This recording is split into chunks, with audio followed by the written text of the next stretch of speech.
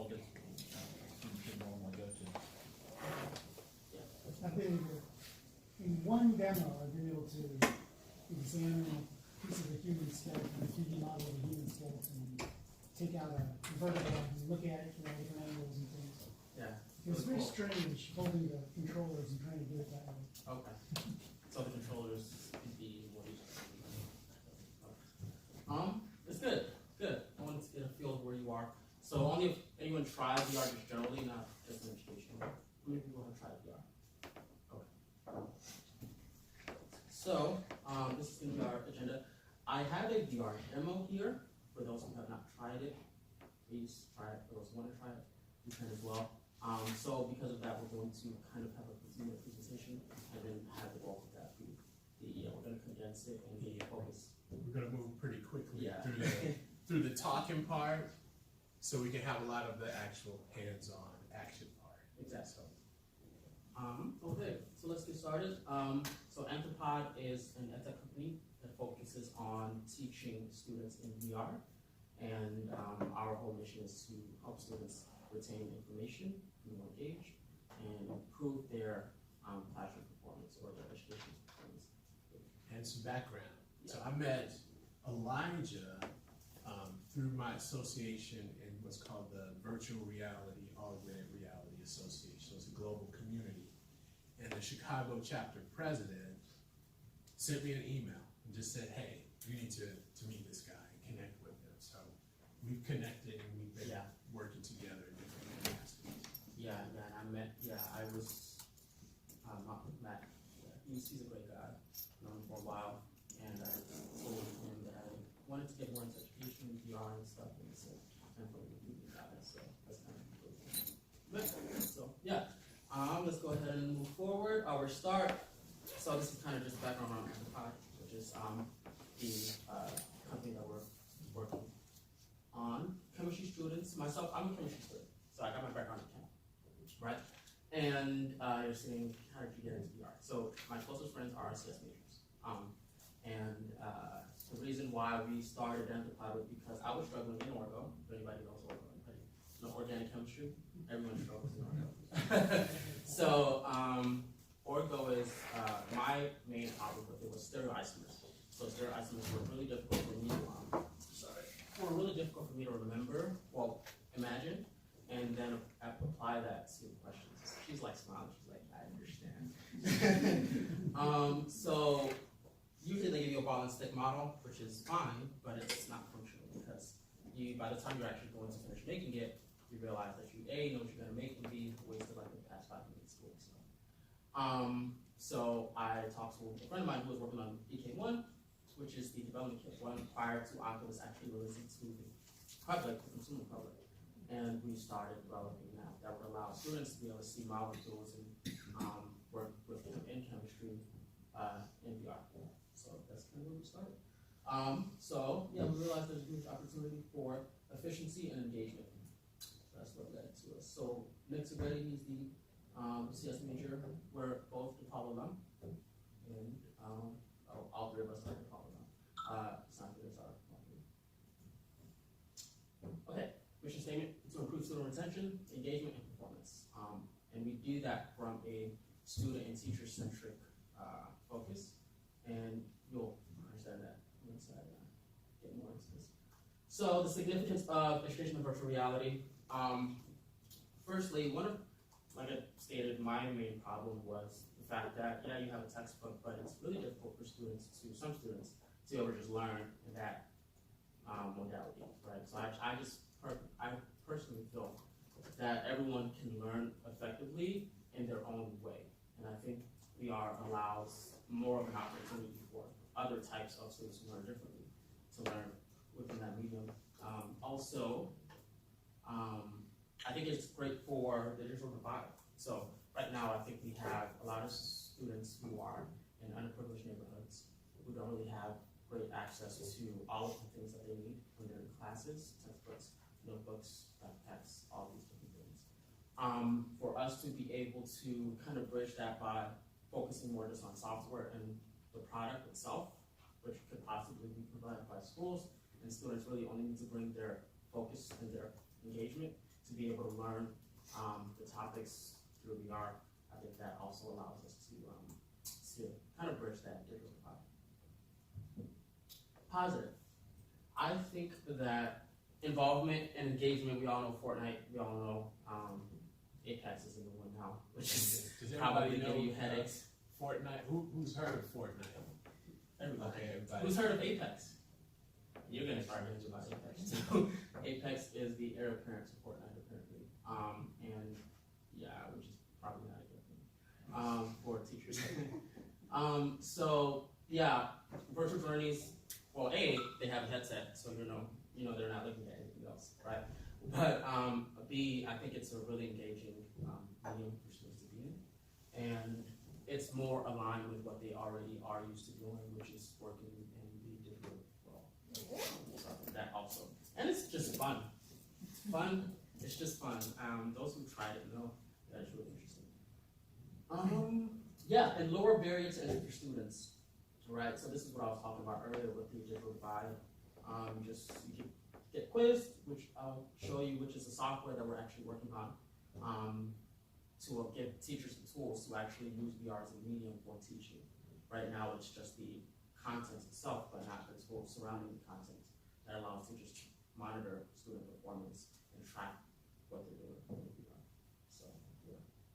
How to integrate VR into your curriculum. So these are the questions to ask, right? So we don't want to just go into VR because we want to go into VR. It's important for us to have a reason for why we want to use VR.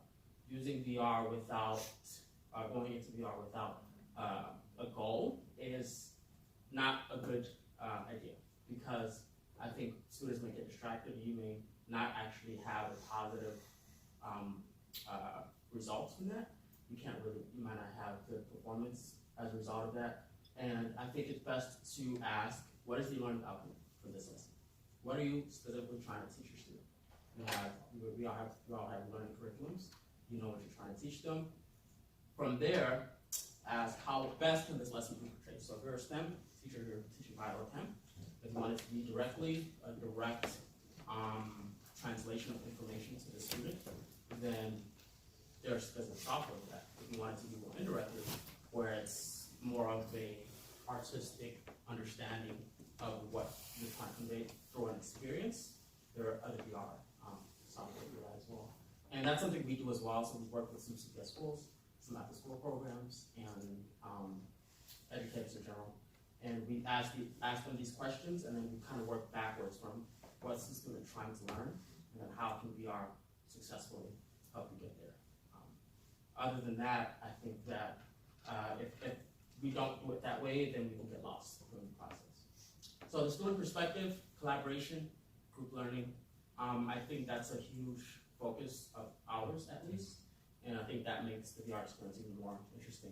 Rather than having this solitary educational experience, having a group experience also makes it even more fun. Okay, our focus, immersive education, middle schools and high schools. So we communicate with a lot of different teachers on what works for them and how best they can use VR in their own classes and what they're seeing, what the results are. Again, our schools are mainly for the teaching, not necessarily the content. So yeah. Incorporating functional tools for teachers to use in their curriculum. And this is something that we have a pre-alpha software we have alpha software that we weren't able to load on this, but we have a pre-alpha software that you'll be able to try. But mainly, we can demo that. Mainly, I want to get those who haven't tried VR to see the positives of using VR and how their students can possibly benefit from that. How to VR. So VR comes in a variety of different hardware and different platforms. So we have the Oculus. Every VR platform as of right now that are professional, that work well in education, has sensors, has a headset, and has a base station PC. Facebook owns Oculus. Yes. Yeah, so Oculus, the Oculus Rift, all the Oculus, you might see ads of them. That's because Facebook has injected a lot of capital into Oculus and trying to take over that market. But yeah, and then the future this fall, the Oculus Quest. So previously, there might have been a barrier to entry because of all of the accessories that are needed to make VR work in the classroom. This fall, there is a wireless VR headset that also allows you to play or use professional VR software, not all of them, but a good amount of them. So now your students can simply put on the wireless headset, have the controllers, and have that same professional experience that makes it extremely immersive for them as well. And that is at a $600 price point. So we will see hopefully that, so that's the first step, I think, for us to get to a point where it's being able to be penetrable in schools. What is inside out tracking? Inside out tracking, so these are the sensors. So this is the first traditional models of VR. The sensors are outside, they track your headsets. The Oculus Quest, that's wireless, has inside out tracking. So meaning that it has sensors within the headset that shines IR blasters in your environment and uses that information to be able to create your immediate surroundings. And when we talk about VR and this Oculus setup and the Quest and the Go, if you think about the spectrum of what they call immersion, or of you feeling like you're actually in the environment, these are on the higher end. And then you can move down to other, the Gear VR where you put your cell phone in there, and then the Cardboard, Google Cardboard, and then just to even using your smartphone is on the opposite spectrum. So this is pretty high-end stuff. And the wireless one that I was talking about, the Oculus Quest, is almost to the professional grade, but it's wireless, which makes it, and it's at a significantly cheaper price point. So if you think about the Facebook Oculus products, they've got the Go, which is wireless, and then they have the Oculus Rift. So that's the higher end, right? And then they have the Oculus Go, and this new Quest, which everybody's excited about, is right in the middle. It's also in the middle on that price point as well. Because, one more thing, with this Oculus Rift, you got to buy a gaming computer to run this. Yeah. And the graphics card on that is pretty expensive. So professional PC. Yep. Is there questions? Please order questions. The Quest won't require the gaming computer. No. Okay. How to VR education styles, the hardware, software wise.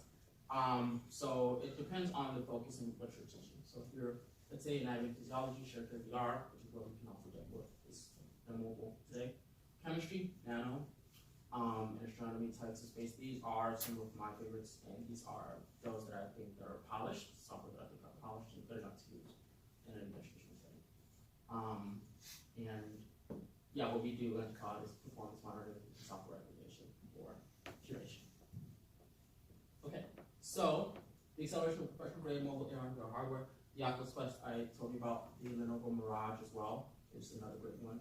Use and play. These are alternatives that have their own pros and cons, high resolution, maybe a lower latency. But the Oculus Quest, I would think, because they were first to give a really solid platform, they're kind of ahead of the tech right now. Also, it's making it simple for everyone to use. We hope to use AR and VR to be able to have teachers make their lesson plans more exciting. I think it's not only just making it more exciting, but also, again, focusing on retention. I think that excitement ties closely to how well your students actually remember what you're going to talk. If they're bored out of their minds, then that's not going to work. And I think the really great thing about gaming is that so previously we were talking about how Fortnite, teachers trying to use Fortnite, there was a study that teachers were trying to use Fortnite in their own class, like during their lesson plans, to incorporate what students already want to do into maybe teaching. I don't know how that's even possible, but the idea is noble because I think the idea of getting students or meeting students where their interests lie is a good powerful tool, and I think VR can be that tool. So, giving students our vision, giving students more tools to reach students in one of the ways, and again, retention, performance, and engagement are the focus. It's not just fun, it's not just exciting, it's hey, how are students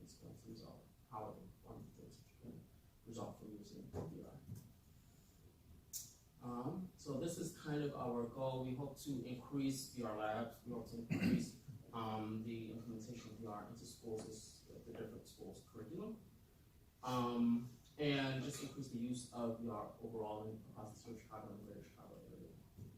All right. Yeah, so that's about it. Any questions briefly? We're gonna have Q&A at the end. Just any general question that we can maybe answer before we go into the hands-on demo. I have a question about the glasses. Do you foresee them decreasing in size, like maybe going to a Google Glass? You know, remember when Google had the glasses? Do you envision, instead of wearing that headset, maybe a better design, a smaller design? It depends. Moore's law, which is the law of reduced processing chipset size and increased performance. It's I don't know. It's a lot of different factors. I will say that Google just released the AR headset, right? Like 2 days ago, 3 days ago. They had the Google Glass. It's like a modern version of Google Glass, but that's AR, right? AR has its benefits, which is great as well, but that is $1,000. So I don't know if that's really accessible yet, but we're getting there. And I think it's kind of hard to say because as the smartphone, the resolution on the screen gets better, then you may have options similar to what they call a Gear VR, you know, that moves closer to this range. So I think it's really hard to say. Would it move to something smaller and different? Definitely, but how that would look, I think it'd be hard to put a finger on. Part of the idea in the headset is to eliminate the vision from the surrounding. So you want to be really immersed. So if you reduce it to Google Glass, you'll still see the surrounding. So it depends what you want to do. Yeah, it depends on what you want to do. Anyone want to give it a try? Volunteers. Okay. What am I gonna do? So you got the headset, you put the headset on, and there's 2 hand controllers. So,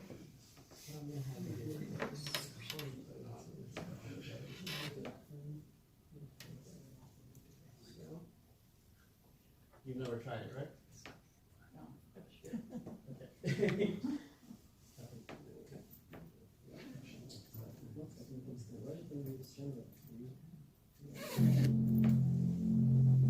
So now you'll see what she's seeing on the screen.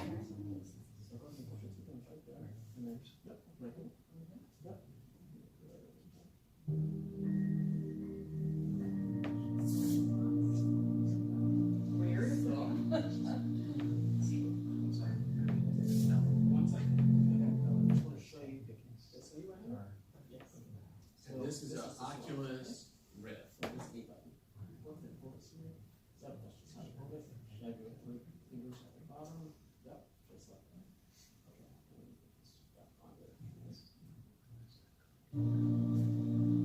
So go ahead and look at yeah, where's the you see a reticle?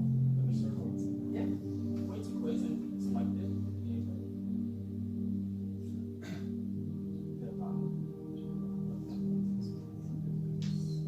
Okay. So any chemistry teachers here? So maybe let them know software. So yeah, so this is what I was saying in giving teachers the tools to monitor performance. So within our app, we allow teachers or students to experience different educational VR software, right? And we're going to do that right after this. But another portion of it is to then go to another portion of our app and be tested on what they were just experiencing in VR through a quiz format. So for teachers, from your perspective, you can go onto our website, work platform, answer a question. Let's say this question was, hey, I want to ask a question about a chemistry molecule, and I want to pull a 3D model, which is going to be this, and the other two on the right side, and I want to attach a question to it.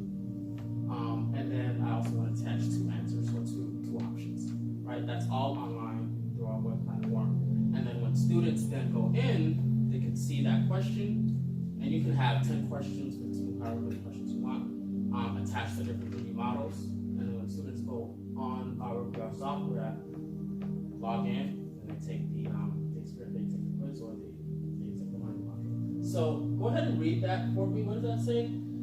On the left is the chiral center. Select the option on the right. That is the R enantiomer. So anyone know what an enantiomer is? It's the mirror image. Yeah. Okay. So what do you think this is? Yeah. Okay. So she already selected an option. Okay. Okay. So. That tells me I'm incorrect. So that's good. Yeah. So the R is the clockwise rotation of the chiral center, and if you look to the right, the clockwise rotation is the top molecule. So you notice that the green is at the top. On the question it says green is 1, blue is 2, red is 3. That's how you orient it by priority group. So priority group is by mass. So the highest mass would be 1, second highest mass would be 2, third highest mass would be 3.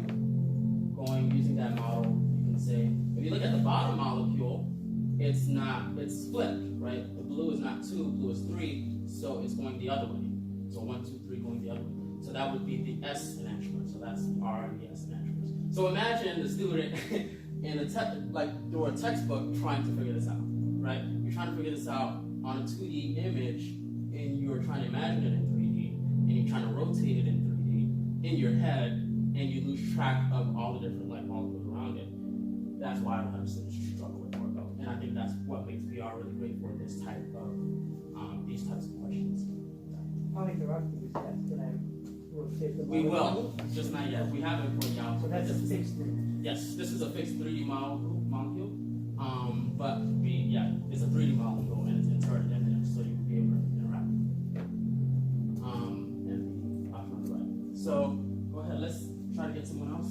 So to kind of paint the kind of background to this, so Elijah's this Anthropod VR. So his business, if you're a grammar school or high school teacher, and you're teaching STEM, and you want to have a VR lesson, either Elijah will come to your classroom, work with you, put together a lesson for you for that day with your students, so he'll bring everything out, or you'll get on a school bus and go to his lab. So he has an actual full-blown lab, and they have a lesson together. What he's asking for feedback on, they're developing, this is a software they're developing, so that, okay, now, as an instructor, you can feed in quiz questions. And it ties in, so now you can, so instead of him using apps that were already pre-made, now, as an instructor, you can load up questions and have customized experiences to your class. So that's what this is. But is this still in the one student at a time involvement, or is there so much collaboration in this? Well, there is. So there's one student, so you'll have one student with headset on, but we can see, we're not in there with them, but we can also see passively what's going on as well. So are you going to need a headset for every student? Yeah, or they take turns. That's why it's very important for the price to reduce because it's not going to be So when you talk about the reason he keeps talking about that Oculus Quest, he's got the Oculus Rift, so you got to imagine he's got to carry that computer, and he's got these gaming computers and things in his lab, so he's got several stations in his lab. But now with that Quest, it's just the headset. Yes. And you just need the internet and the headset. Okay, so powered, the software is over the internet for the Quest. Yeah. How does it power, I guess? How do you plug it in and charge Plug it? it in from the system. Right So it's now. kind of like it's brain you or something, right? Yeah, and everything is processed in that headset. Whereas with this, you got the headset and you need that computer to run what we're doing. With that, you only need the headset. And for the wireless, what kind of bandwidth are you going to need? Second Life. Is it going to be It's fast? still on. It is, but it's almost like It's more so, and just I like used to use it on Wi-Fi. it's on a flat screen. Yeah. And you see all the people. Of course, And people. there's little, something like you said, it has. Yeah, so it's Then it's headset. education. I still know a few people who dabble with it, and it's like enjoy education so much. And now it's more hanging out. Very interesting, interesting. You would think that they would really jump on something. And of course, there's pieces of these things out there. So it's not like it's not as high. There's something where I'm gonna forget what the name is. There's a VR thing where you hang out with other people in those lands and stuff. Now, you know, when you just look at people do that kind of stuff, they do crazy stuff. It's not necessarily, and again, a good education. But we will get there. But you're right, it's not going to become mainstream. It's cheap and it's small, yet we can't be wearing big expenses. And then, as they were saying, we all has to be aware. So you can't really make things like AR could be small. Because this, I hate to say it, but this reminds me of something supporting it. That's right. I mean, that's a great screen. Yeah, she's right behind What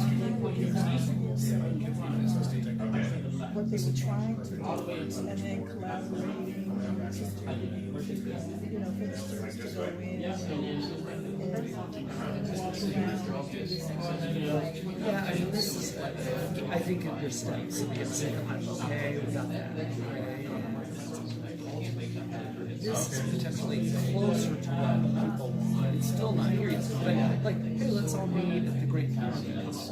And then, you know, but then it's there, you look around, and you are up and everything, rather than have another long meet. And then this, when you start to do something, you'll actually so like that, yeah. So it is actually on there. There's definitely benefits, but we need more programming and costs to go down. Yeah. Let it go, okay. You're not on this side, that's all right. I'm a retired Chicago college. Okay. Coming to the seminars thing,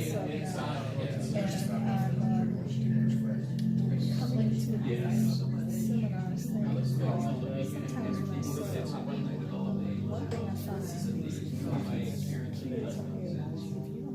this, they will go out of control. So I'm trying to pull some of this information out, circle it back, because the teachers did take it to Western Right, yes. I know, right? and we got another 30 minutes to go, and it's like, what do I do? So, Yeah, to see another thing, yeah. Probably more the case that if you were to have your VR runs on the high side, so that you have the So initially they used. oh, boy. So there's definitely advantages to this. Oh, but- well, helps, yeah, I can see now. Well, there's even like empathy stuff. What's it like to live in a So this is a disease. Well, this is a healthy heart rate. But aortic stenosis is a disease, right? So this is going to showcase. So when I say that it's important for you to focus on what you're trying to have students learn, or going to VR, this is kind of what I mean. So for teachers who are trying to teach what this disease would be, I would say, okay, have them experience it first before you tell them anything about it, right? So they're saying, okay, they're seeing this with aortic stenosis. I'll tell them, go ahead and lift up the something all the way up. All the way. So how does that affecting the heart? Anybody want to kind of throw out a few things? It can't open. It's lost its flexibility. It can't open. It's got absence, right? Anyone else? not ceiling closed. Okay.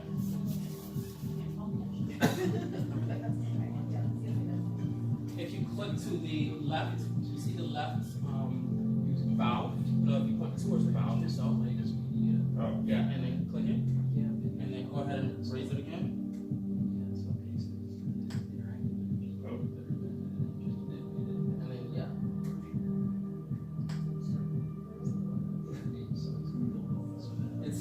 It's so natural. You basic. Yeah. And it looks even worse. And then I can raise the heart rate here. Yep. So why don't you lower all of this, all of the disgusting. Right.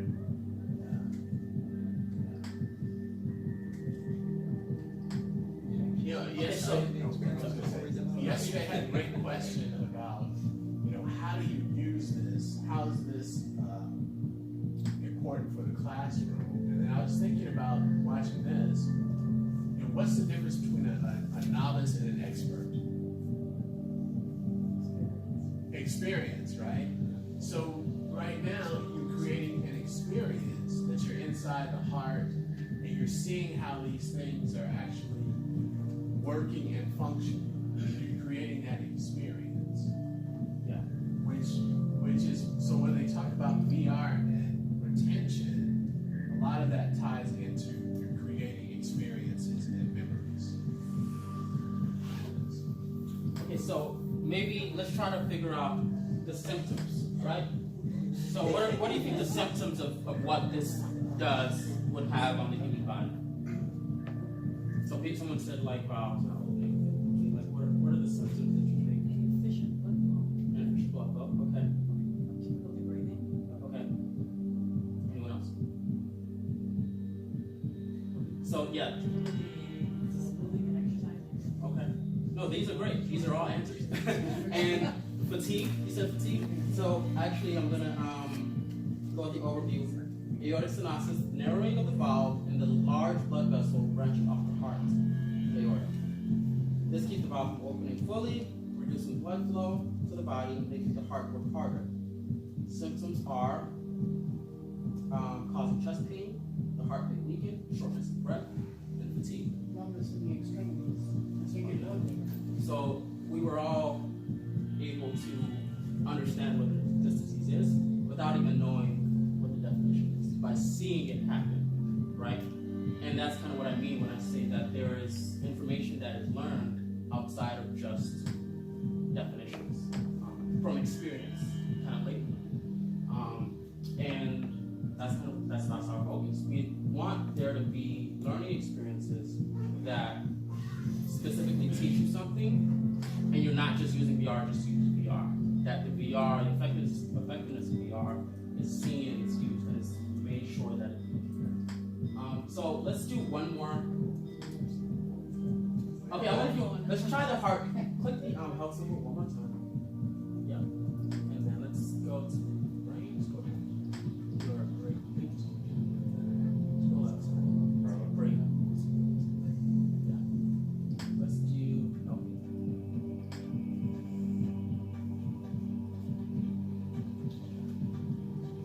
So, and then let's click labels.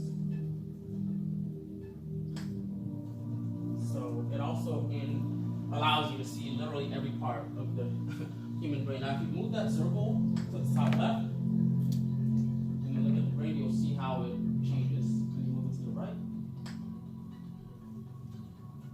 and then move it down. You can like literally bend below and see the internal artery. Artery. All right, somebody else's turn, I think. Lastly, before you come out, Okay. let's have you select the heart. Beside labels, where it says, I think, see where it says labels on that? Oh, yes. Right next to the left one. Right next to it on the left side. Here. Yep.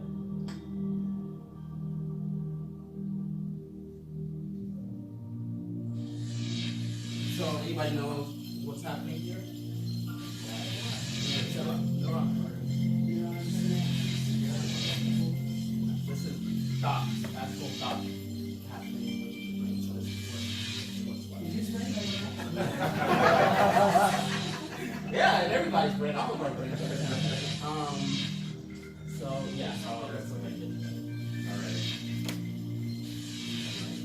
So we're adults and we're like, this is cool. Imagine this when I was a kid.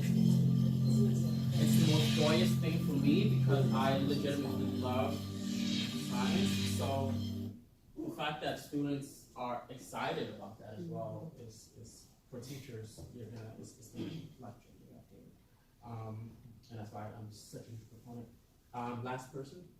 Do I- No, I just had a question. How do you can you rotate it without having to bend? Yeah, you can, you can use the unlock stick and it'll turn it. Okay, so accessibility. Yes, Okay. yes, yes, yes. What's Anybody else want to? I have a question. Yes. The idea is to show the whole class. Okay. But you probably need to work with one, maybe two, three students. So, else you're wasting your whole class time yes, so, explaining to them how to make things, right? So most of the class watching the screen. Is that the idea? okay, so, yeah, a few questions. I think the first answer, a few answers. I think the first answer would be, it depends on A, how big your class size is. B, are you trying to do it in one, with all students in one class, which usually is yes, right? If not, then it makes it easier because you can have multiple, stations, and then you have groups. Kind of this is where I was talking about group exercises. So the great thing about this is that, but yeah, you will need one headset per student, right? So usually how we do it is we separate them into groups. That should be, or give them learning questions that once someone goes in, the other student kind of has to, they communicate with each other. They're like, hey, what is this, what does the immerses do? Like, what are you seeing there? And then they're like, communicating with the student, and they're telling them, and then they switch out, and then same thing on the other questions as well. But I think in addition to that, there's also, so we're talking about $500-$600 right now for the Quest, which is the first, I think, really important VR product that can be used in education. Hopefully, going down the line, it reduces significantly, right? There is group exercises where someone has this at home, or if you have a lab, multiple labs, and you want to say, hey, we have a class, we want to use all of our labs to work together. All of them can go in the lobby and experience this together, right? Not all of the software has online group learning, but a lot of them do. Right?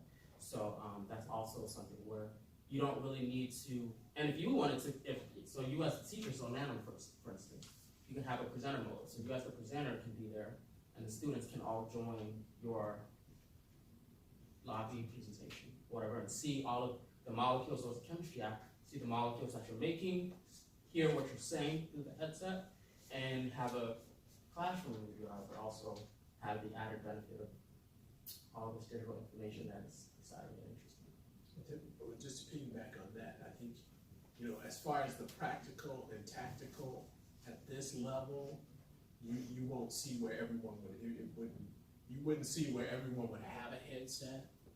At a different level, let's say the cardboard where you have on the smartphone, then maybe that's more logistically Accessible. yeah. And they're different. But the level of that immersion, it's not there. I see great potential for this.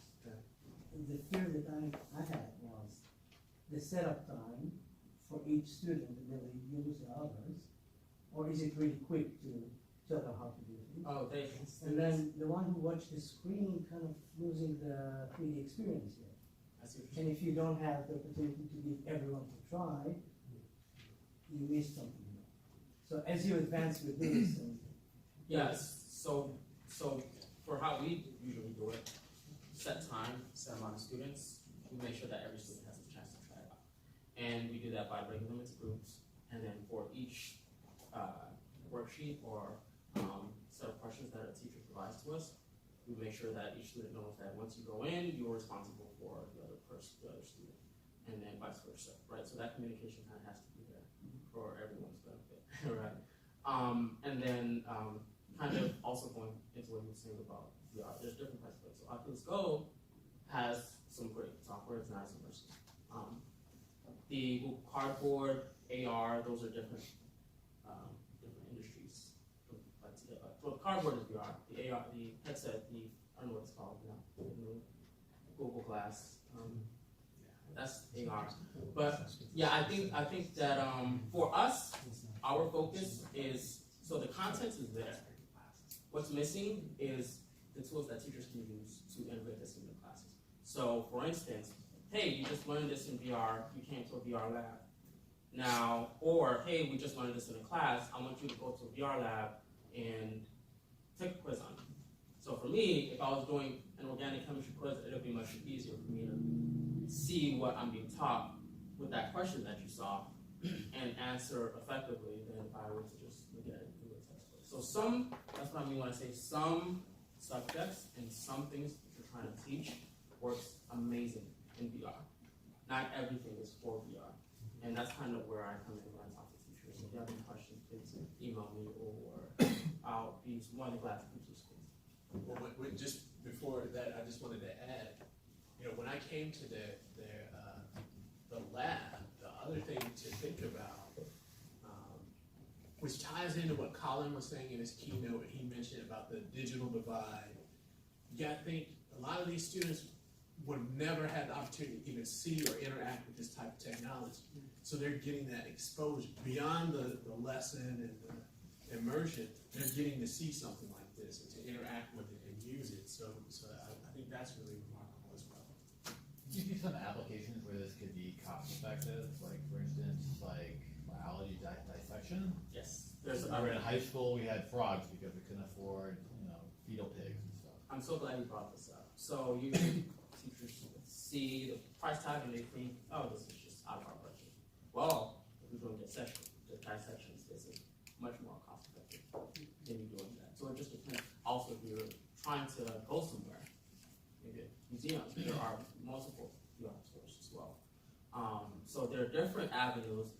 I tell Mfon this all the time, that you have to open up your imagination. Anything that you want to teach can be done with VR, but you need to know what exactly you want your students to learn. And then because I think we need to refocus it on that. And then once you do that, then I can help you with whatever else you need. And to your point with that, well, it's not frogs, but the medical school, University of Illinois Medical School, Sure, yeah. use VR, for dissection. Surgical surgery.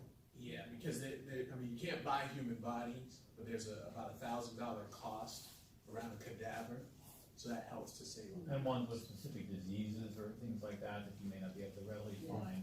Yeah. And reusable, right? It's software.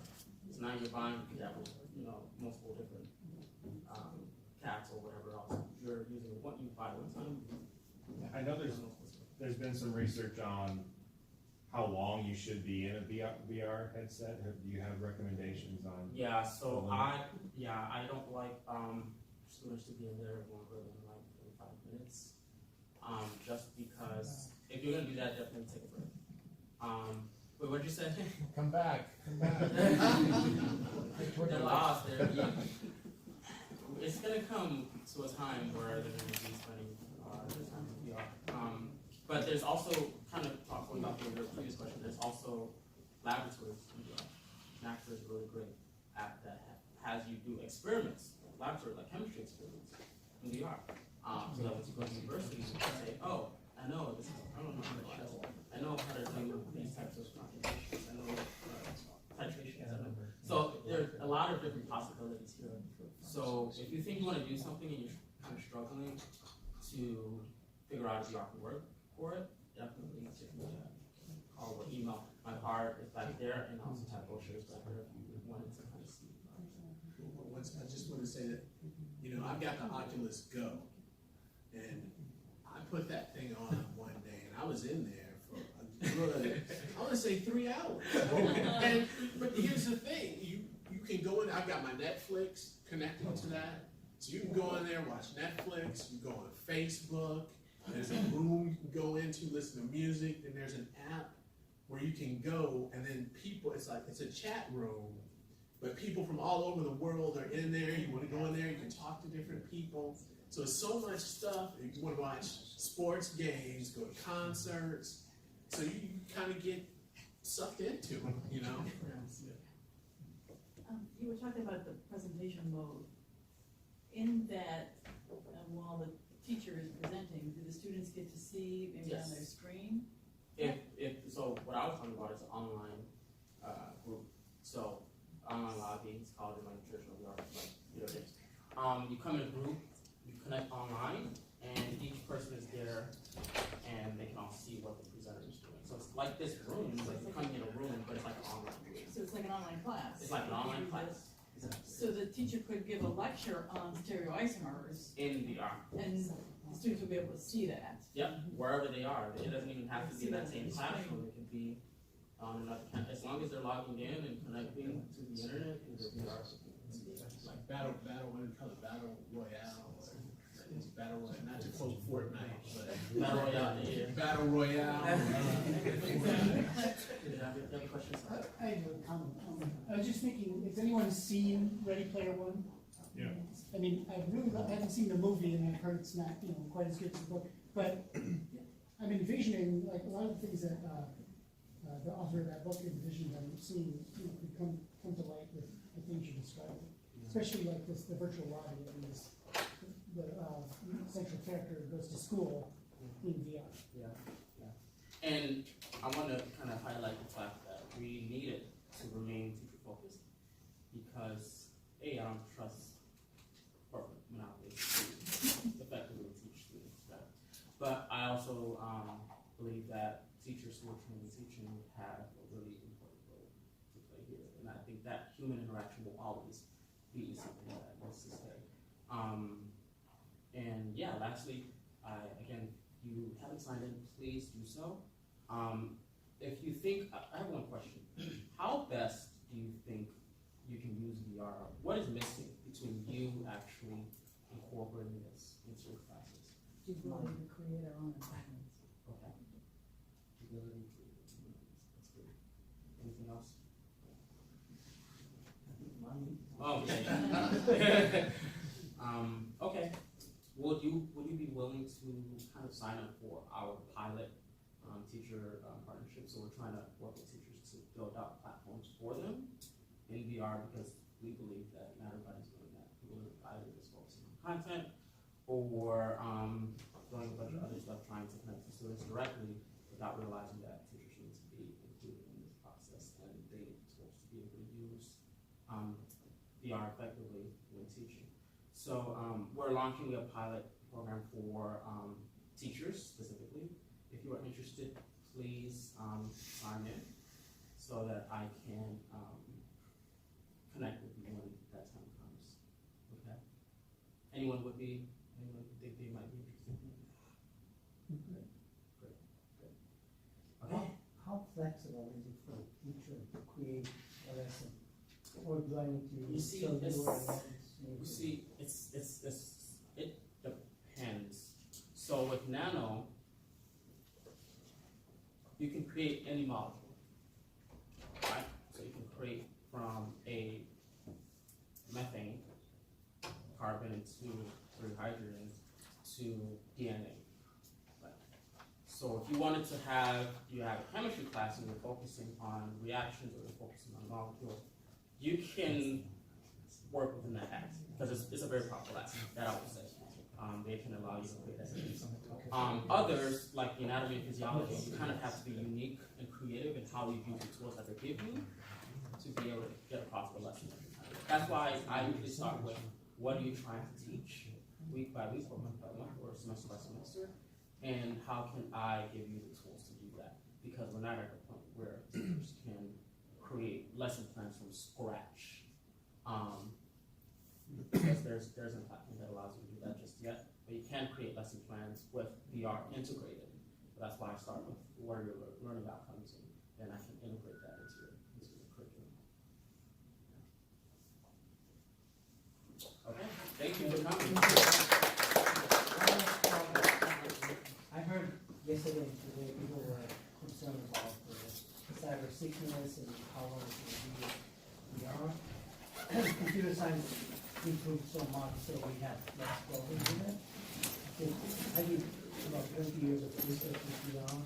I had one patient with a problem with it. It's rare. Now, if you have a company that develops a product which is very low level product, then you might tell it more, because eventually you test it. But when most of the products are I think it depends on the product, because right. I tried a headset in Best Buy, and the program that it had was part of a movie or something. And it has you going up, and like, you know, So the purpose of it flying is to. over, canyons and going up and down. Right, yeah. So, yeah, the purpose is So really they make it safe. specifically didn't deal with caffeine. Yeah, Yes.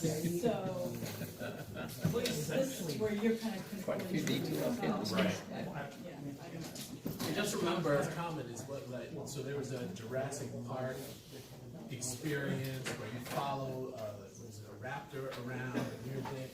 And I've had friends who went through the same experience, they felt, this motion sickness because of moving around. Yeah.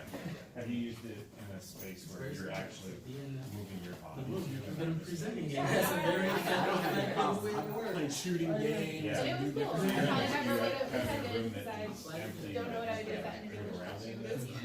We haven't had issues There's a really great, running into the wall. Oh, you mean in the game or in real life? In real life. I mean, I bumped into the chairs and stuff. Yeah. Playing different things. Yeah. So that would be cool. And I do like mobile things You and get like in show there, them. especially with Like, the here's the city. Oculus. yes. And you just go and you just start You going can to use different VR apps, for go different places, and do different Gotta things. be- A lot of these things are, well, from my Open your experience, imagination, that's there's a lot of why. commercials, but you don't Learning really everything that's made or It's Tomb Raider, product placement. Tomb Raider. or whether it's Like Red Dead 1 is Tomb someone the Raider. experience. So there's a of game civil rights where you're more craft and you're running around. immerses. And you make it through the thing, because it's a commercial for the That's Tomb why I'm Raider here. movie. Because Yeah. Same thing with the Jurassic Park. might not know. So you, everybody see also there's a package Yeah, on film. it is. It's, So can we It's a game that's- meet together Right. one day or?